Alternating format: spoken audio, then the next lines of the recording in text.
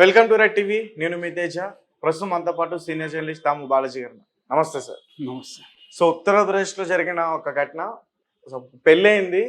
So ఇద్దరు కూడా స్వాప్నం గదిలోకి చేరుకున్నాక ఆ పెళ్లి కూతురు నా వంటి పైన చెయ్యేస్తే కత్తితో నేను 35 ముక్కలుగా నరికేస్తానని ఆ పెళ్లి కొడుకుని బెదిరించింది. వెంటనే అతను అక్కడి నుంచి పారిపోయే ప్రయత్నం చేశారు.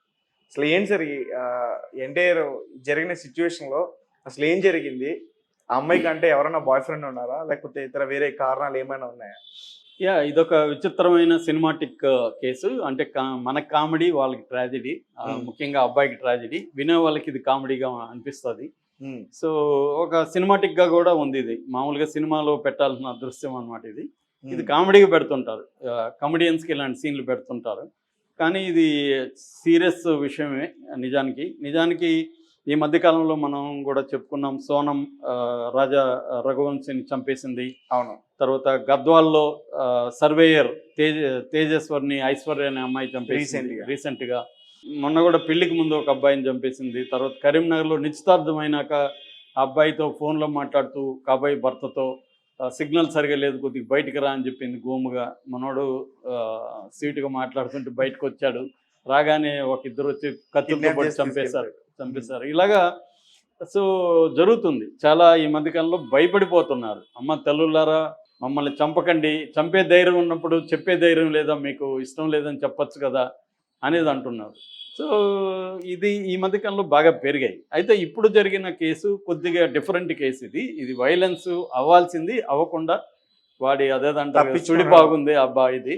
సో ఇది ఎట్లా జరిగింది, ఏం జరిగింది అనేది చెప్పుకుంటే, ముందుగా ఇది ఉత్తరప్రదేశ్లో ప్రయాగరాజ్ అని ఉంటుంది. ప్రయాగరాజ్లో ఏడిఏ కాలనీలో కెప్టెన్ నిషాద్ అనే అబ్బాయి ఉంటాడు. అబ్బాయికి 26 ఏళ్ళు. ఆ అబ్బాయికి మొన్న ఏప్రిల్ 29న సితారా అనే అమ్మాయితో పెళ్ళయింది. సో పెళ్ళైనాక 30th ఇంటికి తీసుకొచ్చారు. మే 2న రిసెప్షన్ జరిగింది. సో అదే రోజే శోభనానికి కూడా ఏదో మంచి ముహూర్తాలు చూస్తారు కదా, వీళ్ళు కూడా అలాగ ముహూర్తం చూసి శోభనం రోజు ఏర్పాటు చేశారు మంచిగా. బయటంతా ఇంట్లో అంతా హడావిడి ఉంది, బంధువులు ఉన్నారు, ఇంకా కొత్త పెళ్లి వాతావరణం అంతా ఉంది. సో ఆల్రెడీ ఈమె ముందుకు వెళ్ళి ఉంది, మనోడు లేటుకి వెళ్ళాడు. సో మామూలుగా అంటే రెగ్యులర్గా సినిమాటిక్ శోభనాల్లో ముందు భర్త ఉంటాడు, పాలు తీసుకెళ్తుంది, అట్లా జరగలేదు ఇక్కడ. సో ఈమె వెళ్ళింది, బెడ్ మీద కూర్చొని ముసుగేసుకుని, వాళ్ళు మామూలుగా నార్త్ ఇండియాలో పైన వేసుకుంటారు, అలాగే వేసుకున్నారు. వేసుకొని కూర్చొని ఉంది. మనోడు లోపలికి వెళ్ళాడు, సిగ్గుపడుతుంది అనుకున్నాడు మనోడు.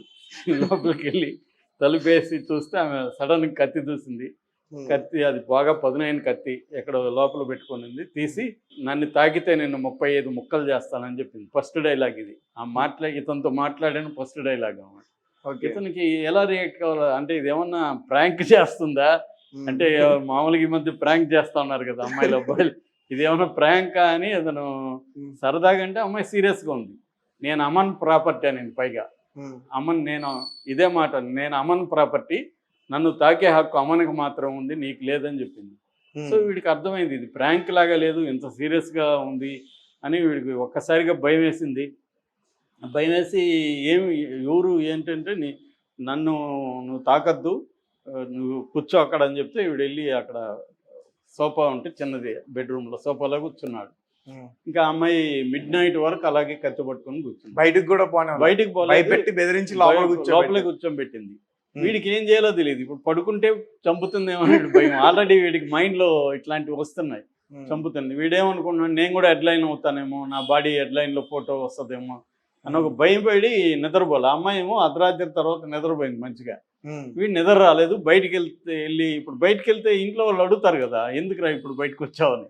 అందుకని ఇంట్లో వాళ్ళకి చెప్పాలనుకోలే ఇతను. ఫస్ట్ నైట్ ఏదో మరి ఏం చూద్దాం, ఇతనికి ఏం దిక్కుదోచలేదు ఫస్ట్ ఆఫ్ ఆల్. అంటే ఊహించరు కదా, ప్రిపేర్ అవ్వాలి కదా మనుషులు. సో ఇతను నైట్ అంతా ఉండిపోయి గమ్మునున్నాడు. మార్నింగ్ వీళ్ళేమనుకున్నారు, మనోడికి రాత్రి అంతా నిద్ర లేదేమో, అంటే ఈ పనిలో బిజీగా ఉన్నాడేమో అని వీళ్ళు అనుకున్నారు. పర్వాలేదు, మనోడు బాగానే హ్యాపీగా ఉన్నాడు అనుకున్నారు. సో వీళ్ళు గమనించలేదు. కానీ వీళ్ళ సిస్టర్ పూనం అని ఉంది, అమ్మాయి తర్వాత చెప్పింది. తనైతే కొద్దిగా గమనించిందంట, ఎందుకు ఇంత ఏదో టెన్షన్తో ఉన్నట్టున్నాడే అనుకునిందంట. కాకపోతే ఈ పెళ్ళి హడావిడి కొన్ని రోజుల నుంచి అంతా, దానివల్ల తనకి టైర్డ్నెస్ ఉంటుంది. అనుకునిందంట ఈ అమ్మాయి, అడగలేదు. కొద్దిగా ఇదిగా ఉంటుంది కదా అడగాలంటే, సో అడగలేదు. సో 3 రాత్రులు ఇలాగే గడిచిపోయింది. 2వ రోజు ఇంతే, 3వ రోజు ఇంతే, సేమ్ ఇతను కూర్చోవడం, నిద్రపోవడానికి భయపడడం, ఆ అమ్మాయి అర్ధరాత్రి వరకు కూర్చోవడం, అర్ధరాత్రి తర్వాత అమ్మాయి నిద్రపోవడం. అలా 3 రోజులు 3 నైట్లు జరిగింది ఇది. ఎందుకంటే ఇక్కడ 3 రోజులు కదా మామూలుగా, శోభనం అనేది 3 రాత్రులు. అలాగే 3 రోజులు జరిగింది. ఇంకా నెక్స్ట్ ఈ అమ్మాయి వీడు వాళ్ళ ఇంటికి వెళ్ళాలి ఇప్పుడు, నెక్స్ట్ ప్రోగ్రామ్. దాంతో వీడు అక్కడికి పోతే ఏం చేస్తారు, వాళ్ళ ఇంటి కదా అది, ఇక్కడన్నా తన ఇల్లు కాబట్టి ఈ అమ్మాయి భయపడి ఉండొచ్చు. అక్కడేమన్నా అమ్మని గాడు వచ్చి నన్ను ఏమైనా పొడుస్తాడేమో. అమ్మని ఎవరంటే వీళ్ళ బావ అంట, ఇంతకి ఈ అమ్మాయికి బావ అవుతాడు వాడు. సో అని వీడు అప్పుడు 3 రోజులు అయినాక వీళ్ళ ఇంట్లో చెప్పాడు ఇదే పరిస్థితి. అప్పటికే వీళ్ళ సిస్టర్ కూడా డౌట్ వచ్చిందంట, ఏమైంది ఏమని వాళ్ళ సిస్టర్ కూడా అడిగింది. అప్పుడు వీళ్ళ సిస్టర్కి వీళ్ళ అమ్మకి చెప్పాడు విషయం, ఇట్లా అంటుందని. దాంతో వాళ్ళు అమ్మాయిని నిలదీశారు. వీళ్ళ సిస్టర్ ఏంటి ఇలాగా చెప్పామంటే, అమ్మాయి ధైర్యంగా అవును నేను అమ్మని లవ్ చేశాను, నేను అమ్మన్ ప్రాపర్టీ, నేను నా అమ్మన్ ప్రాపర్టీని ఇంకెవడోకి నేను ఇవ్వను అని ఆ అమ్మాయి ఇలాగా మాట్లాడుతున్నాను. మరి ఎందుకు పెళ్లి చేసుకున్నావు అంటే, మా ఇంట్లో వాళ్ళు ప్రెజర్ చేశారు, ఆ ప్రెజర్ కోసం నేను పెళ్లి చేసుకున్నాను, నాకు అమ్మని తప్ప నేను ఎవరితో కాపురం చేయలేను అని అమ్మాయి గట్టిగా చెప్పింది. దాంతో వీళ్ళకి ఏం చేయాలో తెలియదు. దాంతో వీళ్ళ అమ్మాయి వాళ్ళ అమ్మ నాన్నకి ఫోన్ చేశారు. మీ కూతురు ఇలా చెప్తుంది, మా కొంప ముంచారు కదా మీరు, అదేదో అమ్మతో పెళ్లి చేసి ఉండొచ్చు కదా, మా కొడుకుతో పెళ్లి చేశారని చెప్తే వాళ్ళు పరిగెత్తుకుంటూ వచ్చారు. వాళ్ళు వచ్చి వాళ్ళ బంధువులను తీసుకొచ్చి ఈ అమ్మాయి కౌన్సిలింగ్ ఇచ్చి, అమ్మ పరువు తీయకు, ఏదో అయిపోయింది, ఇతనితో మంచోడు అతను, అది ఇది మీకు అన్నీ చూసుకొని ఇచ్చాము అని ఈ అమ్మాయిని ప్రెజర్ చేశారు. దాంతో ఈ అమ్మాయి ఫైనల్గా ఒప్పుకునింది. ఒక అగ్రిమెంట్ రాసిచ్చారు, సంతకాలు పెట్టించారు ఈ అమ్మాయి దగ్గర, నేను ఇతనితో కాపురం చేస్తాను, నేను ఇక మీదట కత్తితో బెదిరించారు. సో ఈ అమ్మాయి సరే, వీళ్ళు కూడా ఏమనుకున్నారు, ఏదోలే లవ్ స్టోరీలు అందరికి ఉంటాయి, అవన్నిటిని ఇప్పుడు పెట్టుకుంటే ఎలాగవుతుందని వీడికి కూడా వాళ్ళ పేరెంట్స్ కౌన్సిలింగ్ ఇచ్చారు, ధైర్యం చెప్పారు, ఏం కాదు పోమన్నారు. సరే వీడు మళ్ళీ బెడ్రూమ్లోకి వెళ్తే మళ్ళీ సేమ్ స్టోరీ, మళ్ళీ కత్తి తీసింది, మళ్ళీ వీడిని బెదిరిస్తుంది. నేనేదో వాళ్ళ కోసం ఒప్పుకున్నాను, నువ్వు నన్ను తాకడానికి లేదని. ఇది ఎక్కడ పెంటరా ఏమిరా అని చెప్పి వీడు మళ్ళీ బయటకు వచ్చేసి ఆ అమ్మాయి ఇలాగే చేస్తుందని చెప్పాడు. దాంతో వీళ్ళు పోలీసులు కంప్లైంట్ చేశారు.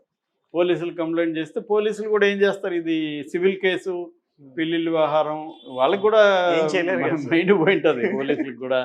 అమ్మాయిని పిలిస్తే మేజర్ అమ్మాయి, అవును నాకు మా ఇద్దరికి ఎప్పటి నుంచి అఫైర్ ఉంది, అమ్మనికి నాకు బలంతంగా మా ఇంట్లో వాళ్ళు చేశారని అమ్మాయి చెప్పింది.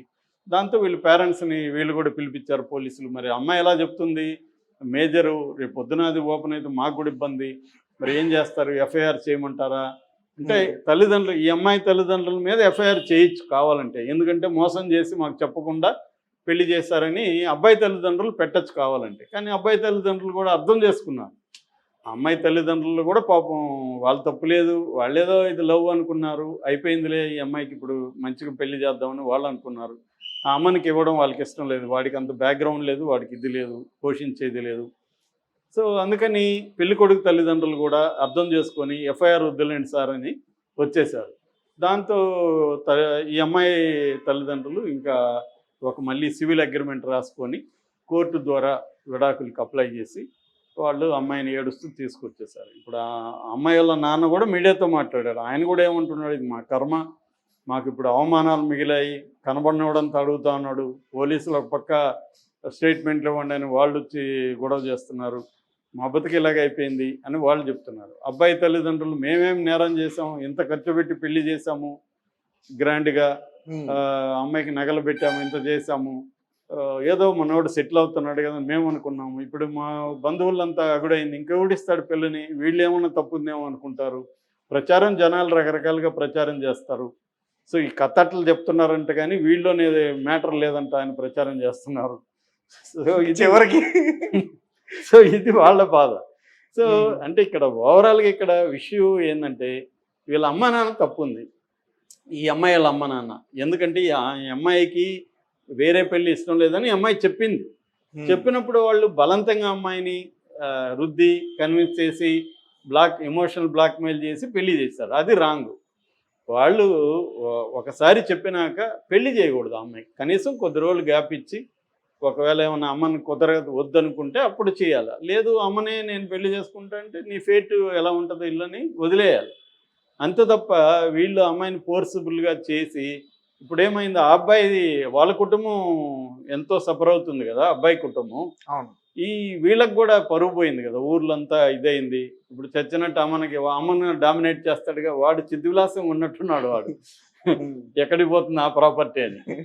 సో అలా ఇప్పుడు ఏమైందంటే ఈ అమ్మాయి వాళ్ళ తల్లిదండ్రులది తప్పు కనబడుతుంది. రెండోది, ఈ అమ్మాయి కూడా కత్తితో మొగుడిని బెదిరించగలిగిన ధైర్యం ఉన్నప్పుడు గట్టిగా చెప్పుండాలి నేను పెళ్లి చేసుకోనని. అప్పుడే ఈ అబ్బాయికి చెప్పుండాలి, అరే బాబు మా వాళ్ళు బలవంతం చేస్తున్నారు, నాకు అమ్మ నానేవాడు ఉన్నాడని పెళ్లికి ముందు ఈ అబ్బాయితో చెప్పునింది అనుకో, ఈ అబ్బాయి ఆపేసి ఉండేవాడు కదా. సో ఆ అమ్మాయి తప్పు ఉంది. కాకపోతే ఇక్కడ ఏంటంటే వీడిప్పుడు మంచిగా జరిగిందిలే అన్నట్టుగా ఉన్నాడు పెళ్లి కొడుకు. ఎందుకంటే నన్ను చంపలేదు కనీసం వాళ్ళ సిస్టర్ అదే అంటుంది పూనం. ఫైనల్గా మా పోతే పోయింది, డబ్బులు పోతే పరువు పోతే పోయింది, ప్రాణాలు మా అన్న ప్రాణాలు అయితే ఉన్నాయి, ఎందుకంటే ఈ మధ్య చూస్తున్నాం కదా భయం వేస్తూ ఉంది అనేది వాళ్ళ సిస్టర్ అంటుంది. అది వాస్తవం కూడా. సో దీని నుంచి ఏంటంటే అమ్మాయిలకి మనం ఇవ్వాల్సిన పిలుపు ఏంటంటే, తల్లులారా మీకు ఇష్టం లేకుండా పెళ్ళిళ్ళు చేసుకొని వాళ్ళని చంపేయద్దండి. వాళ్ళకి వాళ్ళ మీద ఆధారపడిన వాళ్ళు, వాళ్ళ కుటుంబాలు ఉంటాయి జీవితాంతం. ఇప్పుడు ఏజ్లో 26 ఇయర్ ఏజ్లో ఒక బిడ్డను కోల్పోతే ఆ కుటుంబం జీవితాంతం వేదనలో ఉండిపోతారు కదా. ఎందుకంత ఇది కొట్లాడండి, మాకు లేదని చెప్పండి, ఇష్టం లేదని చెప్పండి. ఎందుకు పెళ్లి చేసుకొని ఇంత క్రూయల్గా చంపేస్తారు? చంపినాక మీ జీవితాలు కూడా జైళ్ళల్లో పోవాల్సిందే కదా. కాబట్టి ఏంటంటే థింక్ చేయాలి. తమకి ఒకవేళ ఇష్యూని ఎలా సాల్వ్ చేసుకోవాలో అర్థం కాకపోతే సైకాలజిస్టులను కలవాలి, లేదా మంచి ఫ్రెండ్స్ ఉంటే వాళ్ళతో మాట్లాడాలి.